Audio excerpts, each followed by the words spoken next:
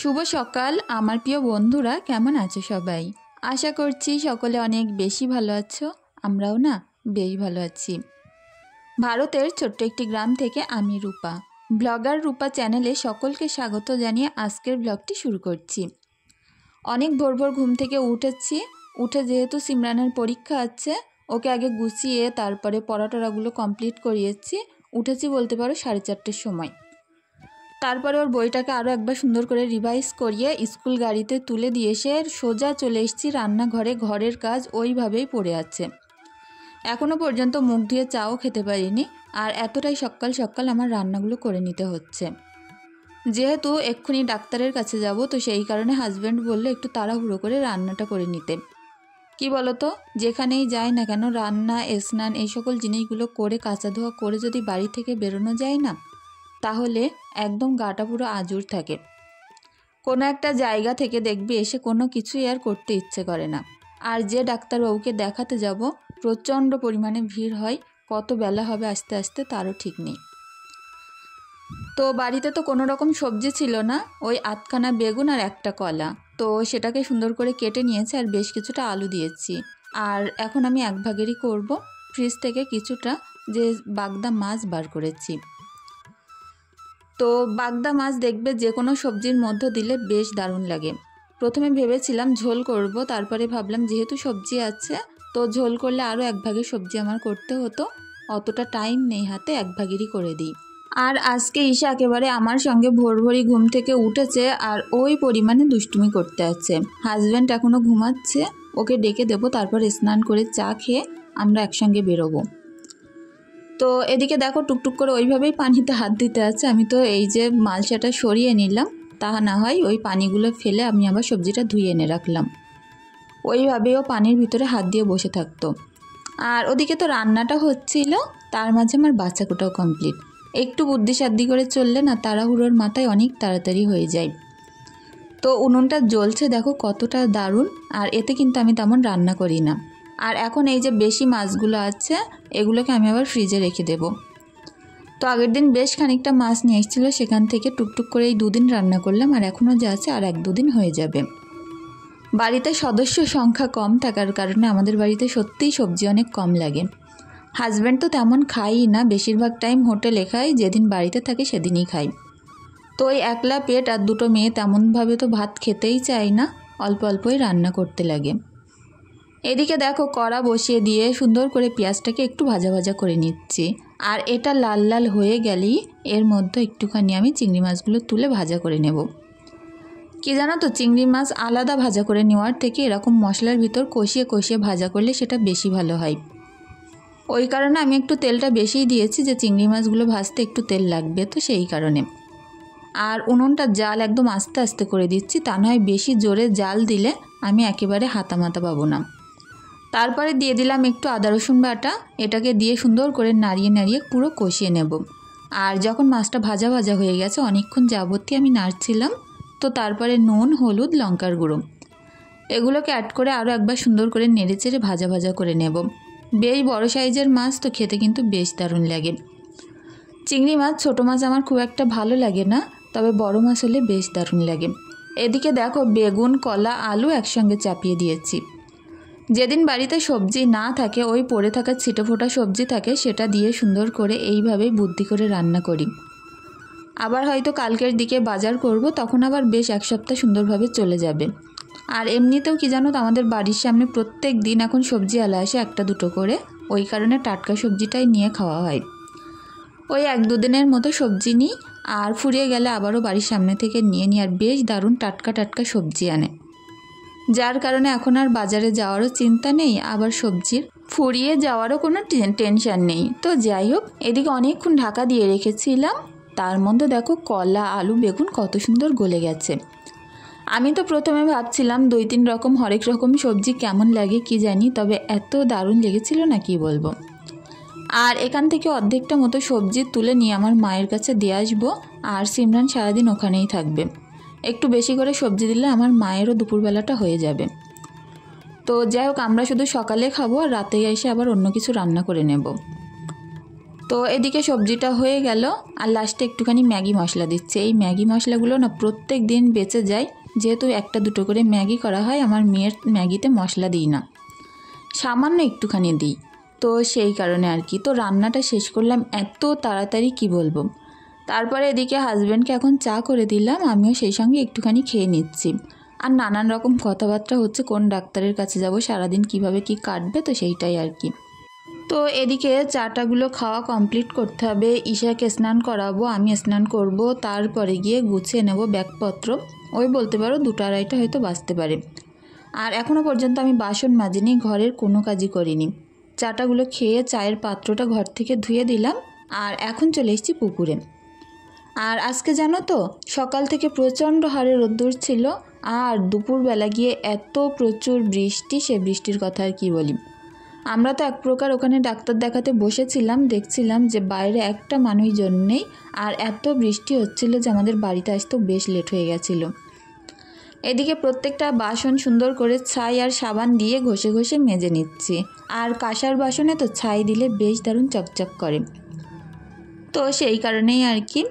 আর অনেক তাড়াহুড়োর মধ্যে ছিলাম, তাড়াহুড়ো করে এগুলোকে আমি মেজে এখন উঠে যাব। কি জানো তো, এমনি কাজ করা একরকম, তবে ভিডিও শ্যুট করব, যে কোনো কাজ করতে গেলে প্রচুর লেট হয়। তো তার মাঝেও চেষ্টা করছি তোমাদের সঙ্গে ভিডিও দেওয়ার জন্য, কারণ এই 2-3 দিন মতো মাঝে ভিডিও দিতে পারিনি। তো আমার অনেক খারাপ লাগে যখন ভিডিও না দিতে পারি। আর আমার অনেক বোনেরা অপেক্ষায় থাকো যারা আমার ভিডিও দেখো, আর প্রত্যেক দিন অনেক সুন্দর সুন্দর কমেন্ট করো। তো সেই সকল বোনেদের কথা চিন্তা করে ভাবি ভিডিও দিই। তবে কি জানো তো, কিছু কিছু মানুষ আছে যে মানুষের ওপরে দায়িত্ব চাপিয়ে দিতেই ভালোবাসে। ভিডিও একরকম করি, কিন্তু কিছু কিছু মানুষ আছে যে তাদের যেটা ভালো লাগে বারবার করে বলে সেই জিনিসটা আমি যেন ভিডিওর ভিতরে করি। তবে একটা জিনিস কি জানো তো, এই যে ইউটিউব চ্যানেলে আসার পরে আমাকে এইটা ভেবে ভিডিও দিতে হয় যে 100 ভাগ মানুষের মধ্যে 70 ভাগ মানুষ কোনটা দেখতে ভালোবাসে, কিভাবে থাকতে ভালোবাসে, সেইটাই করতে হয়। নিজের ইচ্ছে মতো যে কোনো কাজ করলে হয় না। কি প্রত্যেক দিন অনেক বন্ধুরা কমেন্ট করো, আপু তোমাকে এটা করতে বলেছি তুমি করোনি কেন, ওটা করতে বলেছি তুমি করোনি কেন। তো এই সকল কমেন্ট পেয়ে সত্যি অনেকটা খারাপ লাগে, যে যারা আমাকে এত ভালোবাসো, তো তারা প্লিজ তোমাদের যে ইচ্ছেগুলো সেগুলো আমি এই মুহূর্তে পূরণ করতে পারবো না।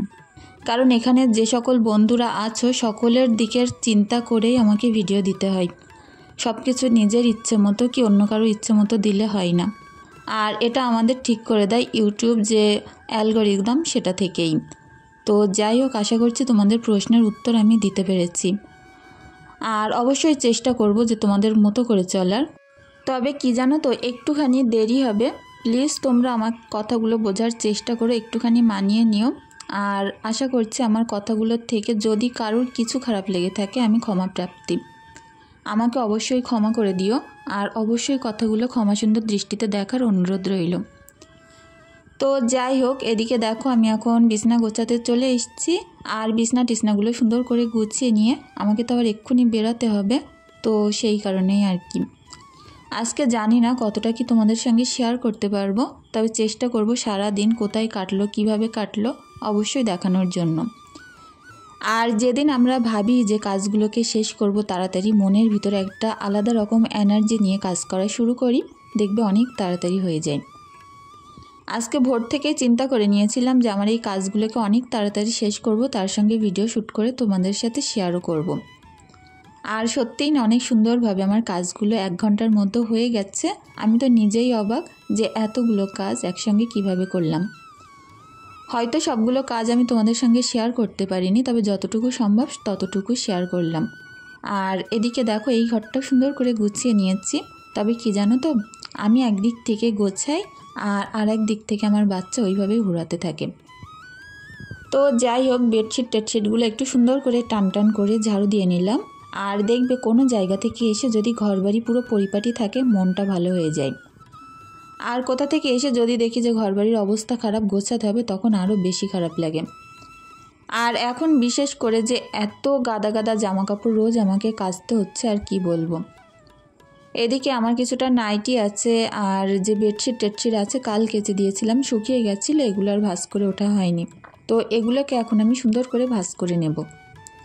সন্ধ্যাবেলা করে যেহেতু সিমরানকে নিয়ে প্রত্যেক দিন সুন্দরভাবে পড়াতে বসতে হচ্ছে, ওর তো এখন পরীক্ষা চলছে, তো সেই কারণে এই কদিনের মধ্যে, এই সপ্তাহের মধ্যে যদি একটু ভিডিও বাদ যায় মাঝে মধ্যে, তো প্লিজ সকলে একটু মানিয়ে নিও, কারণ আমার মেয়ের পরীক্ষা চলছে, আমি সব কিছু একা হাতে করে উঠতে পারছি না। প্রথমে সংসারের কাজকর্ম, তারপরে ওর পড়াশুনো দেখিয়ে দেওয়া, তারপরে আমার দোকান খোলা, আর ঈশা তো আছেই সাথে। সব কিছু মিলে আমার একটুখানি এলোমেলো অবস্থা হয়ে যাচ্ছে। তো যাই হোক, যদি এর ভিতরে গ্যাপ যায় ভিডিও, একটুখানি মানিয়ে নিও। এদিকে দেখো, প্রত্যেকটা জামা কাপড় ঈশার আলাদা করে রাখছি, সিমরানেরগুলো আলাদা, আমারগুলো আলাদা, এগুলো আলাদা আলাদা করে রাখবো। আর এর ভিতর থেকে হাজব্যান্ডের যেগুলো বার হচ্ছে সেইগুলো আমি হ্যাঙ্গারে ঝুলিয়ে দিচ্ছি সাথে সাথে। জামা কাপড় জিনিসটা না ফেলে রাখতে আমি একদম ভালোবাসি না, তবে ওই সময়ের পরিপ্রেক্ষিতে এখন এই কাজগুলোকে করতে বেশ লেট হয়ে যায়। তো আগে যখন একটা বাচ্চা ছিল, সংসার এক রকমের ছিল আর চিন্তাভাবনাও এক রকমের, সব কিছুর মাঝে ছেলে মানুষিটা একটু বেশিই ছিল। আর এখন দিন যত যাচ্ছে ছেলে মানুষিটা কমে না, দায়িত্বটা বেশি আসছে। এদিকে আমি এখন গুছিয়ে গাছিয়ে ডাইরেক্ট চলে এসেছিলাম গ্যাস অফিসে। আজকে অনেকগুলো কাজ নিয়ে বাইরে বেরিয়েছি, কখন বাড়ি ফিরবো তার ঠিক নেই।